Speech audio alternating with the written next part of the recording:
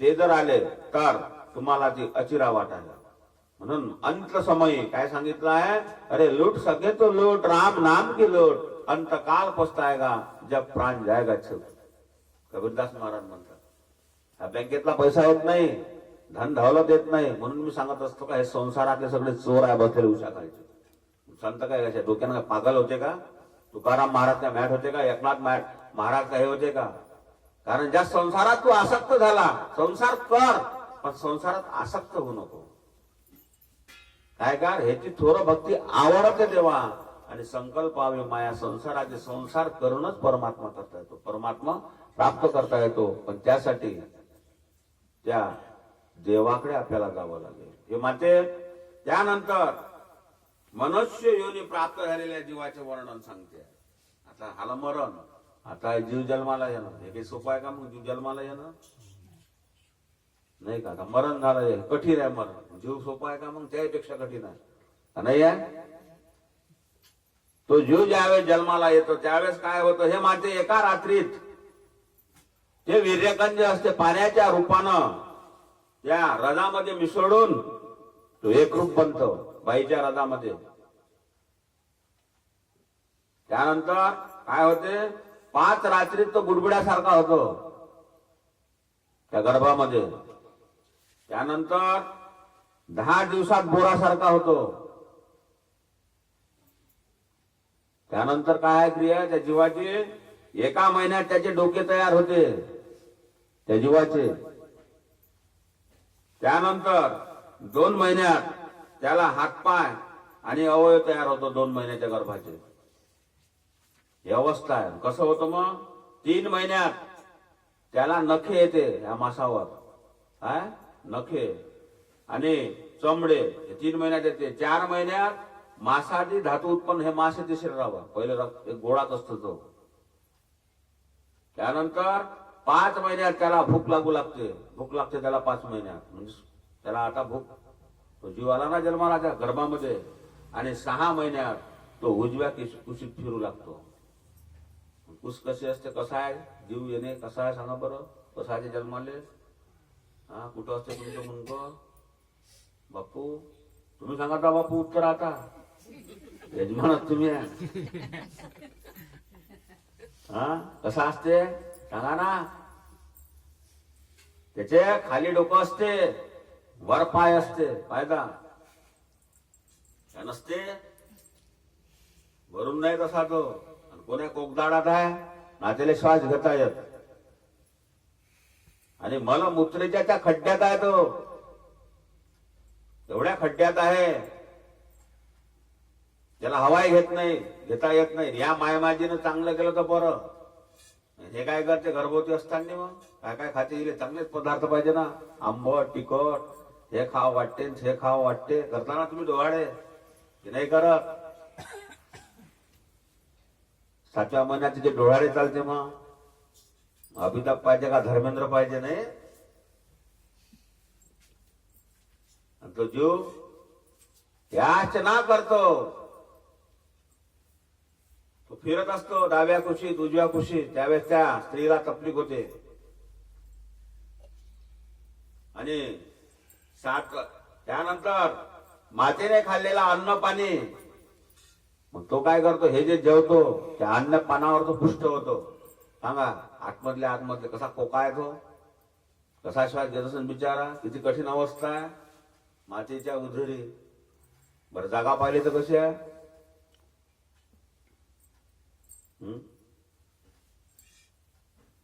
कोठोली बंद आहे तो, नाही का?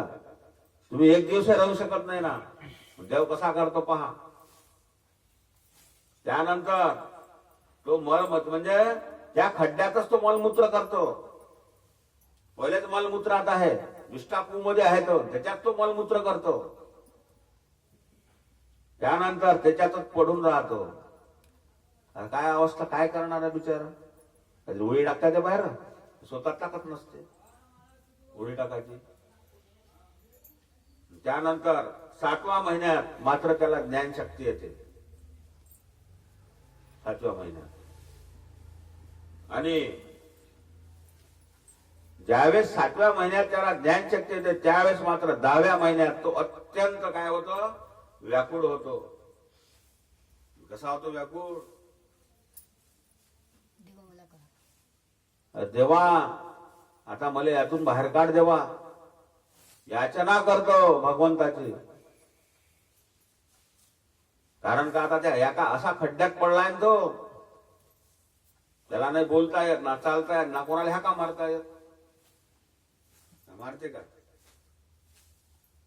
म्हणून गर्भावरले संस्कार झाले पाहिजे प्रत्येक मातेवर. आता गर्भावर संस्कारच नाही, जुन्या काळात होते. जिजाबाईनं शिवाजी घडवला दादा. मग गर्भावर संस्कार पाहिजे असते. मग कोणते संस्कार? आता नाही संस्कार.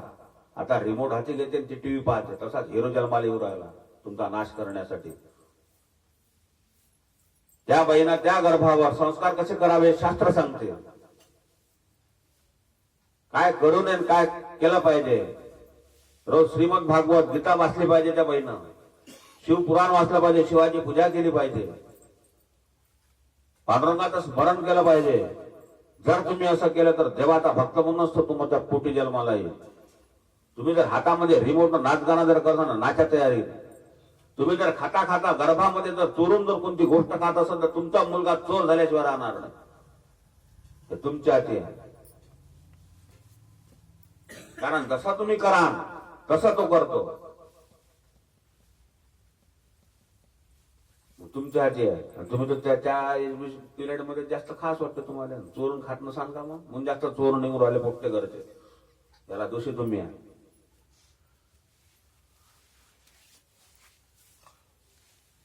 तसे संस्कार तसा संतान जन्माला येत असतो.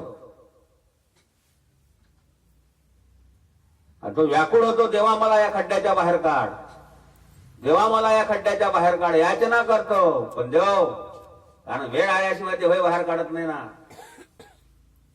त्यावेळेस देव त्याला विचारतो, का रे भाऊ, समजा तुला खड्ड्याच्या बाहेर जर काढला तर तू माझं स्मरण करशील का? हा खोटा बोलतो. संकटातून मुक्त होण्यासाठी खोटा बोलतो की नाही? मी असं करणार नाही, पुन्हा मी असं बोलणार नाही म्हणतो की नाही? म्हणे तू बाहेर गेल्यानंतर काय करशील? त्या नावाचा भजन करीन म्हणे, त्या नावाचं स्मरण करतो. देवाला वाटते बरं मग आता काय दिवसासमोर लोटून देतो खड्ड्याच्या बाहेर. बरं लोटल्यानंतर कसा आहे तो? काच्यात जीव कशात पडतो? काय असते तिथं? माणूस होऊ शकते का ते विष्ठा? ते रक्त थारव्यात पडतो का नाही तो? पडल्यानंतर आल्या आल्या टेम घालायला लागतो. टेहा टेहा टेहा टेहा. लोटल्याबरोबर त्याला पुष्पास करते. तो काय घेऊन येत असतो? पायदा बरोबर लहान लेकरा तेवढं शपथ खातो तो देवाची. माती असते त्या मुठीमध्ये, पायदा उडून थोडीशी माती सापडते. आणि आल्या आल्या म्हणते मी असं म्हणलंच नव्हतं, देवा असं म्हणलंच नव्हतं. असं का? थांब दाखवतो तुला इंगा. झाला बेमान, लोटलं दिलं तुझ्या बाहेर का? जात कुठं? तुझं फेऱ्यात सापडला 84च्या. सुटतो कुठं तू? कुठं सुटत नाही, कोणी सुटणार नाही या फेऱ्यातून. हे काय चक्र आहे, कोणावर थांबणार नाही. मरणे आणि जन्मणे सगळ्यात. म्हणून लोक म्हणतात हा गर्भवास सुखे घालावे आम्हाशी. या गर्भवासातून मुक्त झाला तर मरणाच्या भयात आहे. पुन्हा जन्मने पुन्हा मरणे. सोपं आहे का हे? यातना आहे, हे कष्ट आहे. हे माते, याच्यातून जर तुला मुक्त व्हायचं असेल तर काय कर? तू मला अनन्य भावाने शरणे आणि काय कर? तुझ्या जीवाचा उद्धार झाल्याशिवाय राहणार नाही. हे तत्वज्ञान देवहूती मातेला कपिल भगवंतानं सांगितलं. आणि त्यावेळेस भगवंत म्हणतो, हे माते आता माझी वेळ संपलेली आहे आणि आता मला कुठं जायचं आहे? मला आता तपसाधनेसाठी जायचं आहे. त्यासाठी तू काय कर की आता मी चालतो आहे. तू असं समजू नको की तुला काही धोका होईल. तूही एकांत वास करून काय कर? माझंच पूजन कर. आणि कपिल भगवंत तिथून जाते, मातेला असा उपदेश करतात. आणि शेवटी देहूती त्या सरस्वती नदीच्या काठावर भगवंताची ध्यान धारणा तिने चालू केली आणि त्या भगवंताच्या ध्यान धारणेतून ती जीवनातून मुक्त झाली. ही कथा शुक मुनी परीक्षितेला सांगते आहे आणि हीच कथा मैत्रेय मुनी विदुर काकाला सांगते.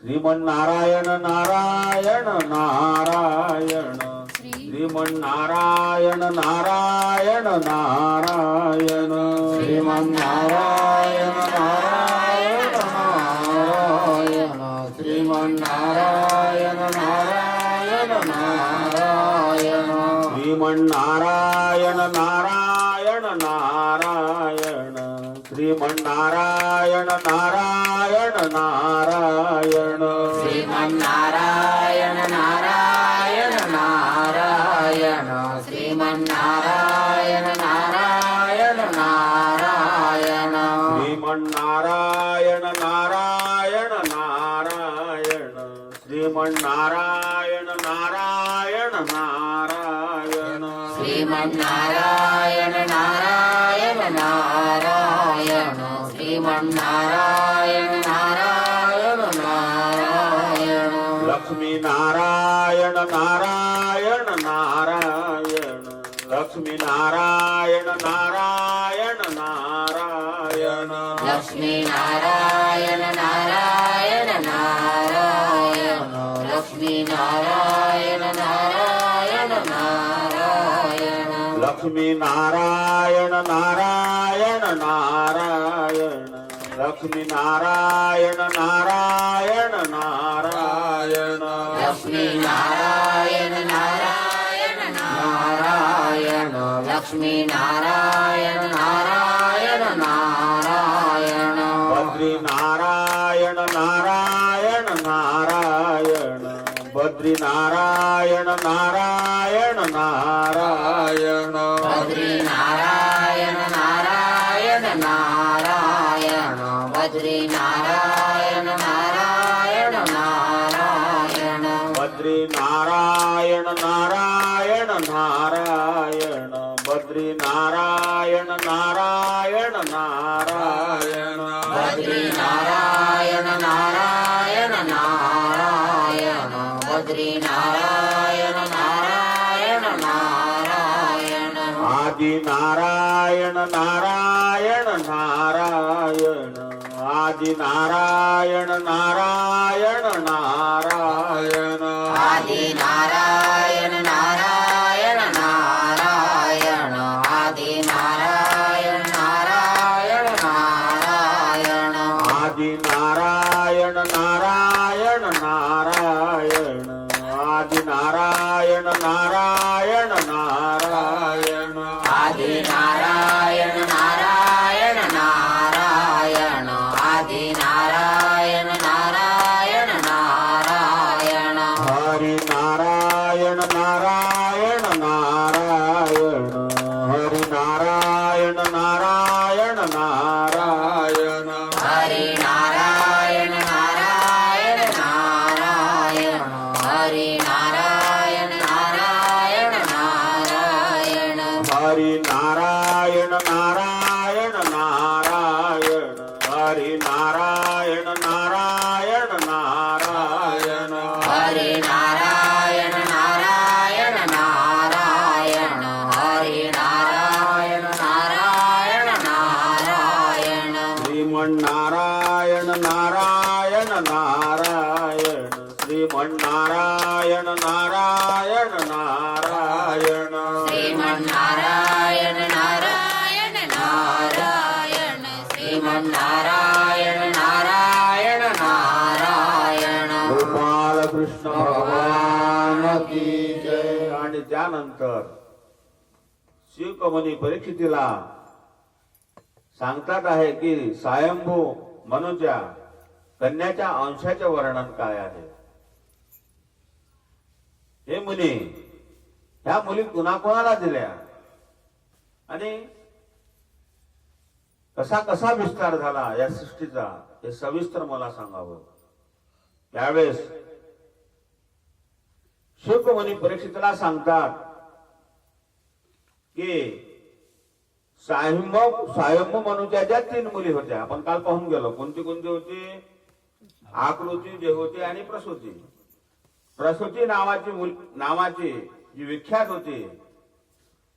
होत्या आणि आकृतीचा विवाह कोणासमोर झाला होता? पुत्रिका धर्मा बरोबर झाला होता. आणि त्यानंतर आकृतीपासून एक पुरुष आणि एक स्त्री जन्माला आले. आणि जो पुरुष होता तो भगवान विष्णू होता आणि जी स्त्री होती ती लक्ष्मीची अंशरूप दक्षिणा होती.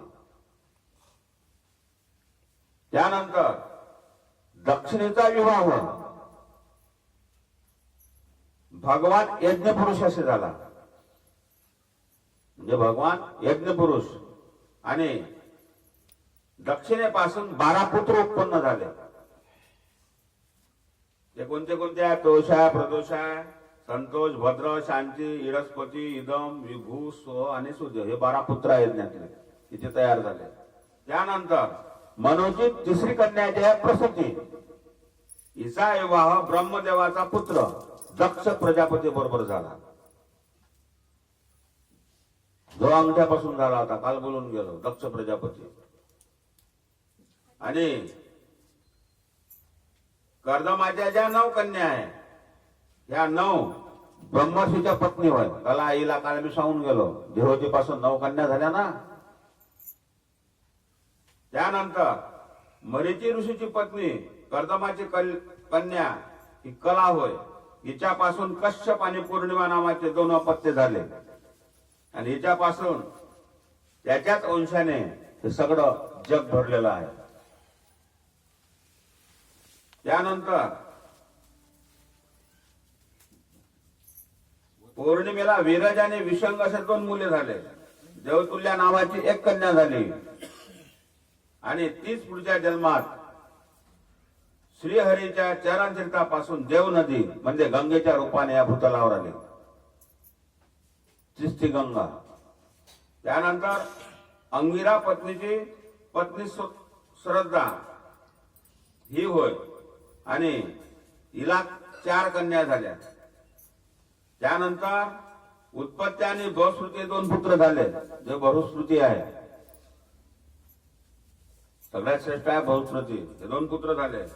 पुलस्य याची पत्नी हवेरभू पासून अगस्त्य आणि विश्रावा हे 2 पुत्र झाले.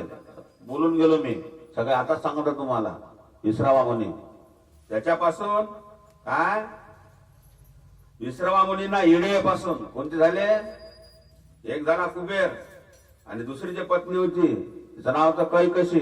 हिच्यापासून रावण, विभीषण आणि कुंभकर्ण. उल्हाची पत्नी 7वी गतीपासून कर्मश्रेष्ठ असे सविष्णू पुत्र झाले. आणि त्यानंतर मेरू ऋषीची जी पत्नी आहे ती हिला नेती नावाची कन्या झाली. ब्रह्मदेवाच्या जो पुत्र आहे दक्ष प्रजापती ती मनूची पुत्री प्रतुशीशी त्याचा विवाह झाला. आणि तिच्यापासून त्याला 16 कन्या झाल्या. 13 दिला धर्माला, 16 कन्या झाल्या त्याला. 13 दिला धर्माला, 1 दिली पितृगणाला आणि 1 दिली कोणाला? संसाराचा संवार करणारा शिवाला. तिचं नाव होतं सती. दक्ष प्रजापती म्हणजे कोणता? ब्रह्मदेवाचा मुलगा होता आणि सर्वात श्रेष्ठ होता. श्रद्धा, मैत्री, दया, शांती, दृष्टी, पुष्टी, क्रिया, उन्नती, बुद्धी, मेधा, तितिक्षा आणि मूर्ती या धर्माच्या पत्न्या होत्या. या 13 पत्न्या. त्यानंतर जे आहे त्यापैकी श्रद्धेने शुभ, मैत्रिणी प्रसाद आणि दयेने अभय. आणि पितराची कन्या स्वतःला धारणे आणि वैना नावाच्या 2 कन्या झाल्या. आणि तिसरी जी कन्या होती तिचं नाव होतं सती. ती कोण झाली? ती शिवाला दिली. शिव कुठं असतो? मग शिव राहतो कुठं? तर हे सांगायचं का ज्यावेळेस दक्ष प्रजापती होते आणि दक्ष प्रजापतीने सगळ्या लोकांना आमंत्रित केलं. सगळे लोक आलेले आहे, मोठा पेंडॉल आहे. आणि त्याने ठरवलं की मला आता काय यज्ञ करायचा आहे. यज्ञ त्यावेळेस कसे होते मी बोलून गेलो. त्या यज्ञातून काही तयार करता येत होतं. 100 यज्ञ जर केले, आता जर तुम्ही कलियुगामध्ये 100 जर यज्ञ केले तर काय होऊ शकता? इंद्रपद घेऊ शकता. पण आता कलियुगात यज्ञच नाही. अश्वमेध यज्ञ काय केले त्यावेळेस घोड्याच्या घोडे घेऊन पडे ह्या इंद्र. तू याच्यातून अश्वमेध यज्ञ पूर्ण होत नव्हता. घोडा फिरून पुन्हा आला पाहिजे असा कोणा केला होता यज्ञ? दशरथ राजाने केला होता की नाही? पहिल्यांदा अश्वमेध यज्ञ केला, नंतर कोणता केला? पुत्र कामिष्ठ यज्ञ केला. पुत्र झाले असते का? किती होतं वय दशरथ राजाचं ज्यावेळेस राम झाला त्यावेळेस? सांगा बरं, किती असं वय दशरथ राजाचं? ज्यावेळेस राम झाला त्यावेळेस दशरथ राजाचं वय किती असं? का बाई अंदाजे तुमच्या मनानं 40-42? हा किती असं राहुल? दशरथ राजाचं वय किती असं? कोण रे भाऊ बाहेर बसला आतमध्ये बसणं? 9,000 वर्ष. हा 9,000 वर्ष नाही हो.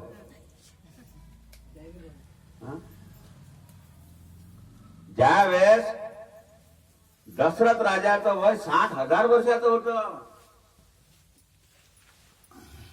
एकूण 2 होत्या का दशरथ राजा? एकच 3 पत्न्या होत्या का त्यावेळेस? 3-4 कामच नाही भागे. किती असं पत्न्या सांगा बरं दशरथ राजाला? रामाला तर होत्याच 80,000 सांगितल्यात. दशरथाला किती होत्या? ह्या 3 झाल्या. कोणी सांगते? कौशल्या, कैकेयी, अजून सुमित्रा, ह्या 3 होत्या. पण अशा किती होत्या बाप्पू? तुम्ही सांगा का? तुम्ही बाहेर नका जातो. तुम्ही उठल्या का मी भागवत बंद कर नका.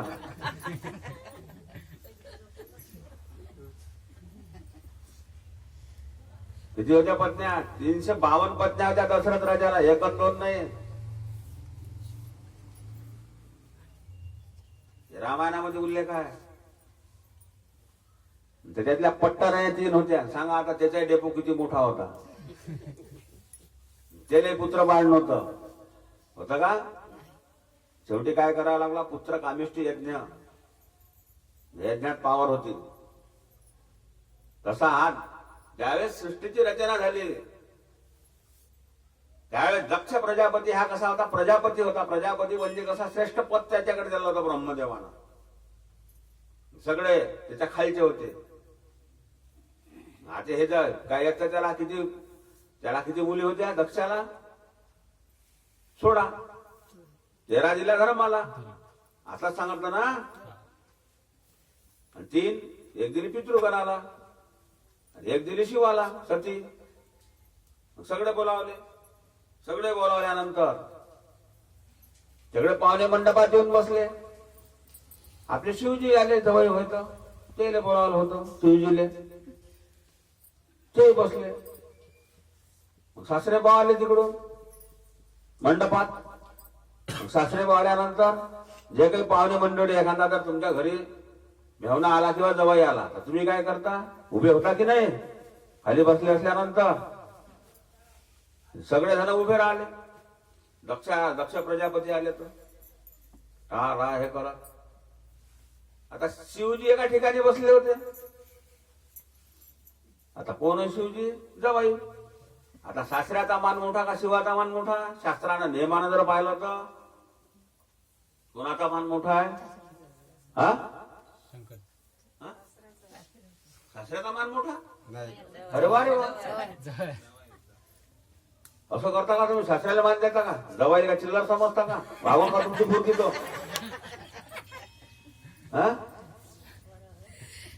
अरे जरी सासरा मोठा असन पण जवायाची किंमत मोठी नाही का? जवायला मानाच लागल त्याला. त्याची मुलगी त्याच्या घरात नांदून राहिली. तू वयानं मोठा आहे पण पदानं जर विचार करतो म्हणलं तर जवाई मोठा आहे ना. हा धाड धाड करत सगळे उभे राहिले. शिवजी काही उभे राहिले नाही. शिवजी त्या सासऱ्या जवायच्या नात्याने उभे राहिले नाही की हा दक्षबा मा सासरा वय हा मनात विकल्प होता शिवजीच्या. हा सासरा आला बनले, कारण शिव तत्व हे सर्व जगात मोठं आहे. पण या दक्षाला असं समजलंच नाही ना. यानं भाषा म्हणजे आता बाई मी सासरा, शिव काही बसले नाही बा, आपल्या बसले खाली. हा मंचकावर बसला, कोण? दक्ष. बसल्यानंतर रागानच पौरायला शिवाकडे, एवढा रागानं पौरायला जसं काय आता जवायला खाते की काय. कारण माझा जवाई माझ्यासाठी उभा राहिला नाही म्हणून माझा सत्कार करतात. पाहिजे लेनदेन आहे काही सांगा आता. त्यानंतर हा काय बोलायला लागला. बरं हे तर जेवढ्यानं झालं नाही. महादेव सर्व देवामध्ये काय अधम आहे, तो मशानामध्ये राहतो, भूत प्रेतांना बरोबर घेऊन फिरतो. पहा कसा बोलायला लागला त्याले. त्यानंतर चित्तेवरील भस्म लावतो, त्यानंतर गड्यामध्ये मुर्द्याच्या माळा घालतो. ज्यावेळेस माझी जी एकुलती एक मुलगी द्यायला नव्हतं पाहिजे ती मी याला दिली. दिगंबर अवस्थेत राहतो, वाघाचा चर्म गुंडला अंगावर, ती शिवड आहे. आणि माझी विचार माझं प्रेम अशी दिली आणि माझा याने अपमान केला. त्यावेळेस हा स्त्री लंपट आहे असा तो वदा तदा बोलायला लागला. लक्ष एवढ्यानंच काम भागलं नाही. तर ज्यावेळेस असं बोलायला लागला मात्र शिवजी काहीच बोलले नाही, प्रत्युत्तर दिलं नाही. जवायनं बोलू दे म्हणे, किती बोलतो तर बकवास करू दे, कारण याला काय देणं देणार. कारण का शिवाला काय काहीच देणं नसते देवाला. जे तत्पातील नसतात त्याला काय काम तुमच्या याचं संसारातल्या गोष्टीचं.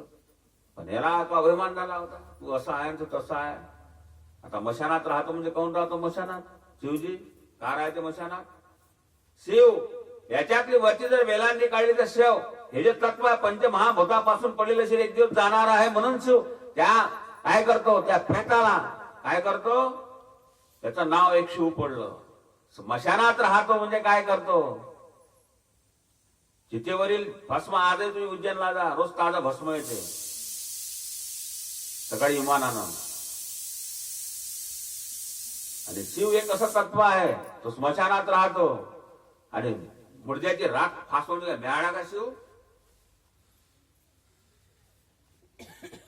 वाघाचं पितांबर घातलं, कपाळ चंद्र कोर आहे, मोठ्या मोठ्याची मस्ती जिरवली ना. दक्ष कुठं काढला सांगायला वेळ नाही आपल्याला, वेळ होता ना म्हणून शिवच सांगतो तुम्हाला. दोन पर्व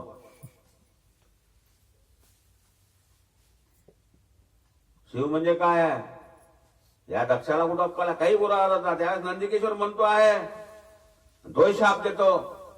कोणाला? उठतो नंदिकेश्वर. तो म्हणतो दक्ष जो म्हणाला आहे तो अत्यंत स्त्रीलंपट आहे. दक्षा तू ज्याला बोलून राहिला आहे माझ्या स्वामीला, तू स्त्रीलंपट आहे आणि इथूनच लवकरच काय होईल, तुझे तोंड भोकडासारखं होईल. शाप दिला नंदिकेश्वरानं दक्षाला. तेव्हा ते ब्राह्मण लोक काय होईल की या कलियुगामध्ये ब्राह्मण लोक काय कसे होईल म्हणजे भक्षाचा विचार सोडून पोट भरण्यासाठी विद्या तप आणि व्रतांचा आश्रय घेईल आणि आपलं पोट भरेल. हा शाप दिला नंदिकेश्वरानं. त्यावेळेस इंद्रिय सुखाला सुख मानून काय होईल, भटकत राहतील. आणि अशा रीतीने शाप दिल्यानंतर हा शाप दिला नंदिकेश्वरानं. मग त्याचे काही शिष्य होते दक्षाचे, त्याला भृगू. त्यानं काय केलं, त्या भृगूला त्याला उपशाप दिला. तो काय उभा राहिला मग असं म्हणल्यानंतर दक्षाले. म्हणजे जे लोक शिवपंथी आहे, जे शिवाचं जे भक्ती करते, ते लोक कसे राहील म्हणजे शास्त्राच्या विरुद्ध वागेल. जे शिवाचे भक्त आहे शास्त्राच्या विरुद्ध वागेल आणि आचरण करेल. मग आता शिवाजी आहे की काही भक्त, मग हा शाप दिल्यावर कुठं आहे का? आहे ना शिवाचे भक्त असे. कसे आहे शिवाचे भक्त बापू, तुम्ही सांगत का बा? कसे आहे शिवाचे भक्त? कोणाचे? महादेवाले. मदिरा पाषाण करणारे, महादेवाचे काठी हाती घरून घेणारे, जातो का मी महादेवाला म्हणणारे आहे की नाही भक्त? तुमच्या गावात आहे की नाही? काठी तुम्ही नेता का महादेवाले? घोटा घोटा पडते म्हणजे पाणी, नंदी लागले म्हणजे पोहणे, पोटात टाकून देते 2-3 गिलास. त्याला हा शाप आहे त्यावेळेस दिलेला. खोटं कोणतंच होत नसते शास्त्र. ज्या भृगुनी शाप दिला का शिवाचे भक्त शिवपंथी जे आहे ते मदिरा घेणारे राहतील आणि मद्य म्हणजे पाषाण करेल. त्यावेळेस मात्र शिवजीने असंही बोलल्यानंतर सगळे शांत वृत्तीने शिवजीतून उठले की अरे म्हणे याच्यासोबत युद्ध करण्यात काही मजा नाही, आणि आपल्या कैलास पर्वतावर येऊन बसले.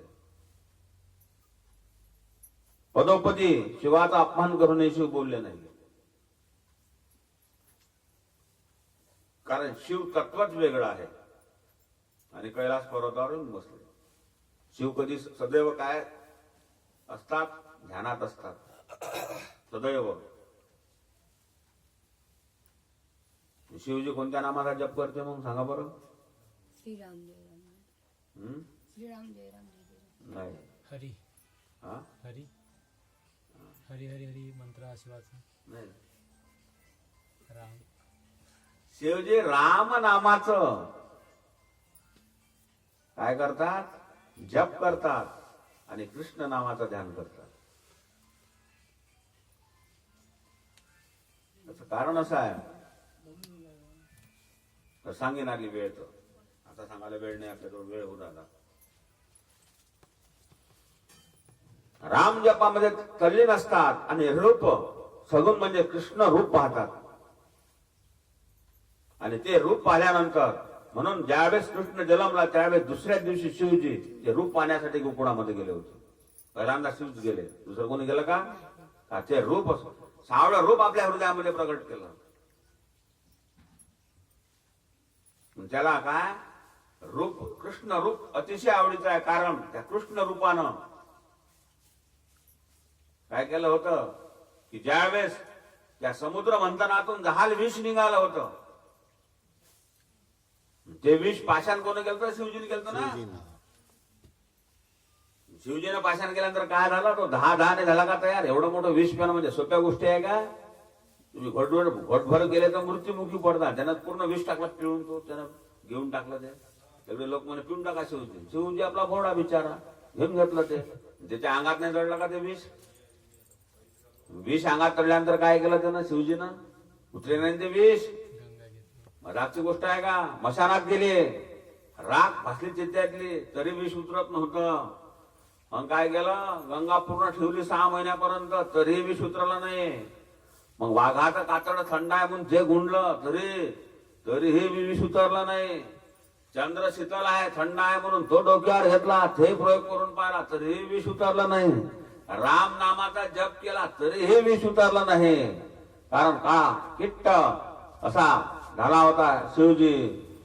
मग आता करा तर काय? आता कुठं प्रवेश करा?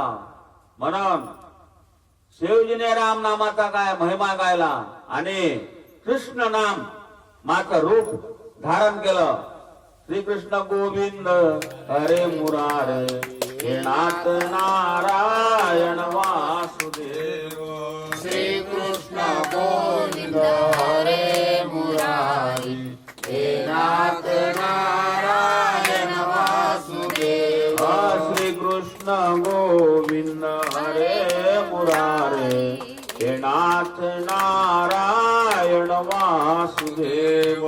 श्रीकृष्ण गोविंद हरे मुरारी, हे नाथ नारायण वासुदेव. हे नाथ नारायण वासुदेव, हे नाथ नारायण वासुदेव. हे नाथ नारायण वासुदेव, हे नाथ नारायण वासुदेव. हे नाथ नारायण वासुदेव, हे नाथ नारायण वासुदेव हे नाथ नारायण वासुदेव हे नाथ नारायण वासुदेव श्री कृष्ण गोविंद हरे मुरारे हे नाथ नारायण वासुदेव श्री कृष्ण गोविंद हरे मुरारी हे नाथ नारायण वासुदेव श्री कृष्ण गोविंद हरे मुरारे हे नाथ नारायण वासुदेव श्री कृष्ण गोविंद हरे मुरारी हे नाथ नारायण वासुदेव गोपाल कृष्ण भगवान की जय. आणि ज्यावेळेस राम नामाचा महिमा गायला आणि कृष्ण रूप धारण केलं आणि ज्यावेळेस कृष्ण रूप धारण केलं त्यावेळेस शिवजीचं जे काळकिट्ट झालेलं जे शरीर होतं ते ऑटोमॅटिकच विष उतरायला लागलं आणि ज्यावेळेस फक्त सगळं विष उतरलं आणि कंठामध्ये थोडं शिल्लक राहिलं म्हणून शिवाला एक नाव पडलं निळकंठ. निळकंठ. म्हणून शिवजी सदैव जे ध्यान करतात ते कृष्णाचं करतात आणि जप रामाचा करतात. उलट आहे तत्व. त्यानंतर शिवजी कैलास पर्वतावर आणि कैलास पर्वतावर येऊन काय ध्यान करू लागले आणि इकडे मात्र या दक्षानं यज्ञ समारंभाचं आयोजन केलं. सगळे लोक काय करू लागले त्या पुष्प विमानांना जाऊ लागले. कुठे? त्या दक्षाकडे. त्यानंतर हे सती म्हणते आहे की हे एवढ्या झुंडाच्या झुंडा चालल्या ह्या चालल्या कुठं? त्यावेळेस शिवजी म्हणते आहे हे तुझ्या वडिलाकडे चालल्या. मग मला कसं काय आमंत्रण दिलं नाही? शिवजी काहीच बोलले नाही त्यावेळेस. असं करता करता माझे वडील मला कसे काय विसरले बा? साहजिकच आहे ना. सतीच आवडती होती. सगळ्या झुंडा चालल्या आहे. पुन्हा अशी फिरायची मैना चेंडू घ्यायची पुन्हा शिवाजवळ यायची. काय होतं खेळण्याचं साधन? पार्वती मातेचं काय होतं? मैना आणि चेंडू. म्हणून बाहेर सांगत असतो मी व्रतामध्ये काय करा?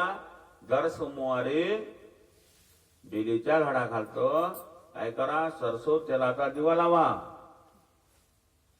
किती वाजता जायचं आहे? सौभाग्यवती जी स्त्री आहे त्या स्त्रियाला सांगू राहिलो. तिथे जाऊन हळद कुंकू लावा त्या बेलीला. दिवा लावा, अगरबत्ती लावा, 5 प्रदक्षिणा मारून ओम पार्वती माता है नमा, ओम पार्वती माता है नमा, ओम पार्वती माता है नमा असा प्रदक्षिणा मारा. असे 11 सोमवार करत जा. विसरसान जसान का? हा करत जा. जर बेलीत झाड असाल जवळपास कुठं तर चांगला आहे व्रत. त्यावेळेस शिवजी पुन्हा पार्वती म्हणायला लागले म्हणे मला कसं काय? मग त्यावेळेस मात्र शिवजीने सांगितलं म्हणे त्यांना माहित होतं काय होणार आहे म्हणून शिवजीला. म्हणे पार्वती तू जाऊ नको कारण तुझे वडील माझा राग करतात. तू जाऊ नको म्हणे आणि मी येणार नाही. पुन्हा आता नवऱ्यानं म्हणल्यानंतर बाई काय करते? तिचा गुस्सा जर आला तर कशीच ऐकत नाही. मग ते ही पार्वती माता पुन्हा जायची पुन्हा यायची. हे म्हणते जाऊ नको. माझे वडील सगळ्या बहिणी गेल्या असेल, माझ्या मावश्या आल्या असेल. हा एवढा मोठा कार्यक्रम झुंडाच्या झुंडा चालल्या पर्वतावरून सगळे वाहनं चालले. मी जाऊ नको म्हणते. आली बुवा पुन्हा पुष्कारे टाकत. तिचा क्रोध एवढा होता, आवेशामध्ये होती पार्वती माते. असं वाटलं का जगाला गिळते की काय. म्हणे मी जाणार. अरे पार्वती जाऊ नको. मग तुम्ही नको येऊ, मी जातो. बाई आली एकदा फार्मात म्हणजे ऐकते का माणसाला? ऐकत नाही की समोर काय होईल होऊ द्या म्हणते. जाय भाऊ. शिवजी काय म्हणणार आहे? त्यांना माहित होतं का तू जाऊ नको, तो आधी तर पदोपदी अपमान होईल. पण स्त्रियाला सरका सल्ला नाही पडत ना. निघाल्यानंतर चालली तावानं. त्यावेळेस शिवजीनं नंदिकेश्वराला आवाज दिला, नंदी दिला आणि सांगा तुझ्या मैना चंडू दिला आणि त्याला सांगितलं का तुम्ही पार्वती सोबत जा, इथं कोणतीही घटना घडू शकते. काही आपले गण पाठवले. पार्वती माझ्या यज्ञामध्ये गेलेली आहे. तो यज्ञ समारंभामध्ये अनेक पाहुणे आहे, अनेक यजमान आहे, होमकुंड चालू आहे. ज्यावेळेस ते त्या यज्ञामध्ये गेलेली आहे, दक्ष प्रजापती आपला वडील ज्यावेळेस तिला दिसला, तिरप्या नद्यानं पाहिलं पण मुलीसोबत बोलला नाही. यावेळेस तिला दाहांग अतिशय पेटून गेला. तिच्यामध्ये क्रोधांगी वाटलं आणि ज्या दिशेकडे पाहते आहे, जे दिशा शिवाची आहे, त्या शिवाच्या दिशेमध्ये शिवाचं यजमानपद नाही, म्हणून तिचा दाह अतिशय क्रोधांगी पेटून गेला. आणि तिच्या बहिणी आई हे सती आली का, हे सती आले का, तिला कपडे द्यायला लागला. पण त्याच्याही मनामध्ये कपट असताना तिला असं वाटलं की मी नाहक आली सतीला. त्यावेळेस मात्र सतीचा आवेश थांबला नाही. यज्ञ समारंभामध्ये स्वाहा स्वाहा मंत्र चालू होते आणि सती एकदम दक्षासमोर आली आणि काय म्हणते बापाला, हे दक्षा तुला जराशी लाज वाटत नाही का, तुझ्या पोटी मी जन्माला आली, हे माझं पाप आहे. आणि ज्या पतीचा ज्या सर्व विश्वाचा पालन पोषण करणारा शिव, त्याला मात्र तू जागा दिली नाही. तू स्वतःला समजतोच काय? म्हणे आताच तुझ्या पोटी जन्माला आली आहे म्हणून या देहाचा आताच नाश करतो, हा देश ठेवत नाही. आणि सतीनं उत्तर दिशेला तोंड केला, आसन मांडलं, अपान प्राणांमध्ये आणून या यज्ञ मंडपामध्ये काय केलेलं आहे की स्वतःच्या आपल्या येणं अग्नी प्रगट केला आणि तो देह तिथे गळून पडला. लोक म्हणायला लागले, अरे अरे अरे दक्षाचे सती मुलीनं. लोकही कोण नाही बोलते, लोक कोण नाही बोलते. त्यावेळेस अरे सतीने आत्महत्या केली, दक्षाच्या सतीने आत्महत्या केली आणि अग्नीमध्ये कष्टामध्ये तिने प्रवेश केला. हा आकार मागला. त्यावेळेस हे काही शिवाचे गण होते ते